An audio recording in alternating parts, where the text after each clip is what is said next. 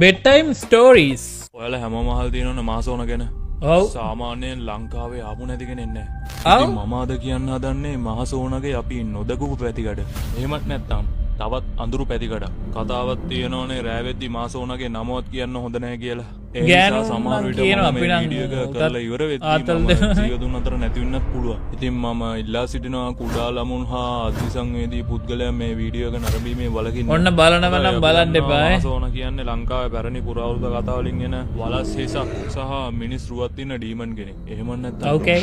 ලංකාවේ මිනිස්සු භාගයට භාගයක් තාම සිතන්නේ නිකම් බොරු පුරාවෘතයක් විතරයි. අනේ මේ වෙයි බම් මේ මීම් ගෲප් හැබැයි එකට දුර ගම්පලත් වල මිනිස්සු සිය ඇස් දෙකෙන්ම දැකලා තියෙනවා කියලා කීප සැරේම වාර්තා වෙලා තියෙනවා. ඉතින් අපිට මේක ලොකු ප්‍රශ්නයක්. මේ ප්‍රශ්නේ විසඳගන්න අපි ගියා මාසෝනගේ අඩවියට. කියපු ගමන් අපි කරේ එතන තිබුණ ගස් දෙක තුනක කැමරා සිස්ටම් හයි කරා. මේ වීඩියෝ හරියටම නම් රෑ තැන් තැන් වලින් උස්සපු ඒවේ. හැමතැනම ඇවිත් ඒත් කිසිම දෙයක් මේ සම්බන්ධව හොයාගන්න බැරි වුණා.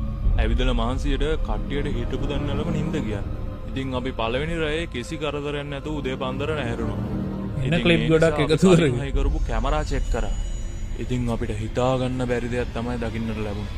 ඉතින් ඒ තමයි හරියටම පාන්දර 2:47ට අඩවියට ආපු මාසෝනා.